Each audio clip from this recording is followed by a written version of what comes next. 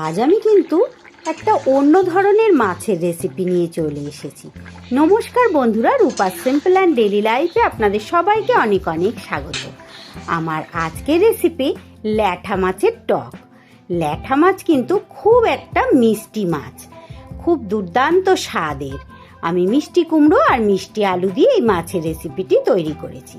একদম সহজ পদ্ধতিতে, ভাতের শেষ পাতে নয়, ভাতের প্রথম পাত থেকেই আর শেষ অবধি কিন্তু এই রেসিপি দিয়েই খাওয়া হয়ে যাবে। তাহলে চলুন বন্ধুরা, শুরু করা যাক।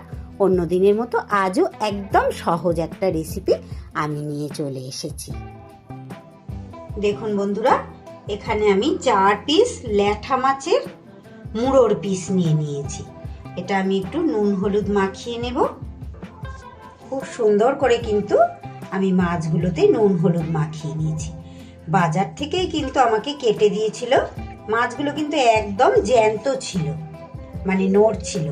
ল্যাঠার জায়গায় আপনারা কিন্তু শোল মাছও নিতে পারেন, আর আমি মুড়োর অংশ নিয়েছি। আপনারা কিন্তু যে কোনো অংশেরই মাছ নিতে পারেন।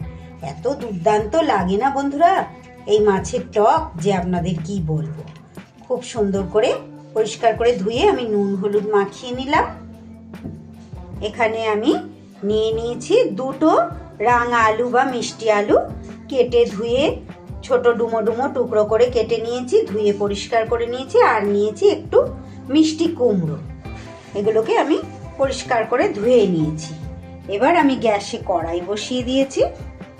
তেল কিন্তু খুব সুন্দর গরম হয়ে গেছে।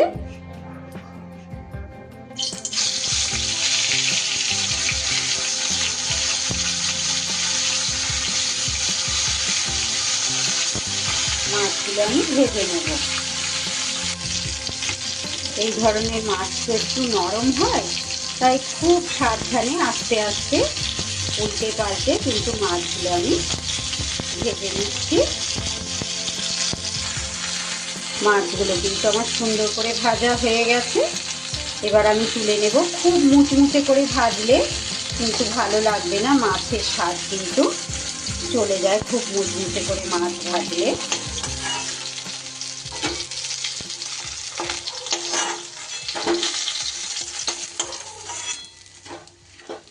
এবার আমি মাছ ভাজার তেলে আর একটু সর্ষের তেল অ্যাড করে দেব। ফোড়নে দিয়ে দিচ্ছি একটু কালো সর্ষে, আর দিয়ে দিচ্ছি একটু লঙ্কাটাকে ফাটিয়ে নিয়েছি, একটা শুকনো লঙ্কা। সর্ষেগুলো ফেটে ভাজা হয়ে গেলে, মানে ফোড়নটা হয়ে গেলে, এবার কেটে রাখা রাঙা আলু আর কুমড়ো দিয়ে দিলাম। একটু নাড়িয়ে চাড়িয়ে সবজিটা একটু নাড়িয়ে চাড়িয়ে নেব কিছু সময় ধরে। টকের রেসিপি মানে একদমই সহজ রেসিপি, কোনো খাটুনি নেই, অথচ দুর্দান্ত লোভনীয় স্বাদের রেসিপি। এখানে আমি মিষ্টি আলু আর মিষ্টি কুমড়ো ব্যবহার করেছি সবজি হিসাবে। আপনারা কিন্তু চাইলে এই সবজিটা বাদ দিয়ে শুধু মাছেরও করতে পারেন, কিন্তু এই মিষ্টি আলু আর মিষ্টি কুমড়ো দিয়ে করলে না বন্ধুরা, আহা, টক টক মিষ্টি মিষ্টি এত লোভনীয় হবে, আমি মানে বলতে পারছি না, আমার যেন জিভে জল এসে যাচ্ছে। এবার আমি দিয়ে দিচ্ছি পরিমাণ মতো নুন, দিয়ে দিচ্ছি একটু হলুদ গুঁড়ো।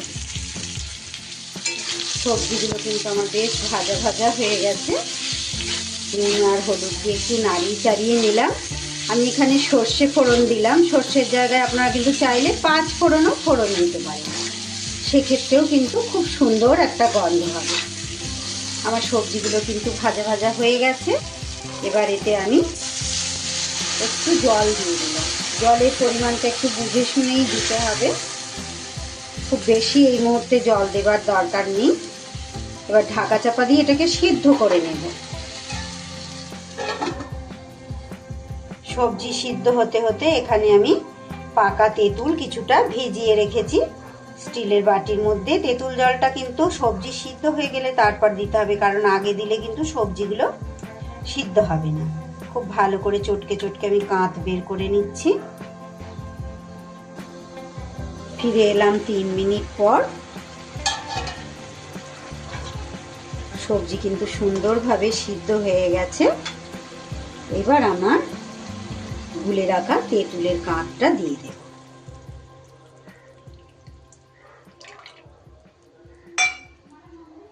খুব সুন্দর করে ফুটে গেলে এখানে আমি 1 টেবিল চামচ কালো সর্ষে বেটে জলের মধ্যে গুলে রেখেছি, সেইটা দিয়ে দেব আস্তে আস্তে। খোসাটা নিচে চলে গেছে।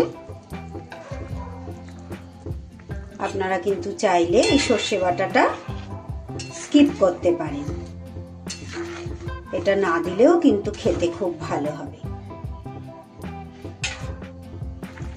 খুব ভালো করে ফুটে গেলে এবার ভেজে রাখা মাছগুলো দিয়ে দেব। মাছগুলো দিয়ে আরো কিন্তু 2 মিনিট ফোটাতে হবে। কার কার জিভে জল এসছে বন্ধুরা? এই টকের রেসিপি দেখলেই কিন্তু জিভে জল চলে আসে।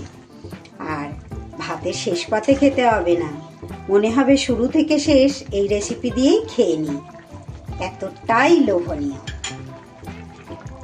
এইবার দিয়ে দেবো এতে আমি চিনি। আমি 2 চামচের মতো চিনি দিলাম। আপনারা স্বাদ অনুযায়ী দেবেন। আমার একটু টক টক মিষ্টি মিষ্টি ভালো লাগে, তাই আমি 2 চামচ চিনি দিলাম। যারা একটু বেশি টক টক খেতে পছন্দ করেন তারা আরো কম দেবেন, চাইলে নাও দিতে পারেন। আর যারা আরো একটু মিষ্টি মিষ্টি বেশি পছন্দ করেন তারা আরো একটু বেশি দিতে পারেন, কারণ অনেকটাই তো সবজি নিয়ে টকটা হয়েছে, তাই আমি 2 চামচ দিলাম। আমার আজকের সহজ রেসিপি কেমন লাগলো বন্ধুরা? অবশ্যই আমাকে কিন্তু একটা কমেন্ট করে জানাবেন অন্য দিনের মতোই। এতটা সময় ধৈর্য ধরে আমার রেসিপি দেখার জন্য সবাইকে আমার অনেক অনেক ভালোবাসা। নতুন বন্ধু যারা এসেছেন প্লিজ বন্ধুরা, আমার ভিডিও যদি ভালো লেগে থাকে তাহলে চ্যানেলটা সাবস্ক্রাইব করে আমার পাশে থেকে যেতে পারেন। আর পুরনো বন্ধুদের সবাইকে আমার অনেক অনেক ভালোবাসা, প্রত্যেকদিন এত ভালোবেসে আমার ভিডিও দেখার জন্য। আজ তাহলে রেসিপি এখানেই শেষ করছি বন্ধুরা। সবাই খুব ভালো থাকবেন, সুস্থ থাকবেন। আবার ফিরে আসছি আগামী দিন এমনই সহজ কোনো রেসিপির সাথে। ততক্ষণ আসি বন্ধু, টাটা।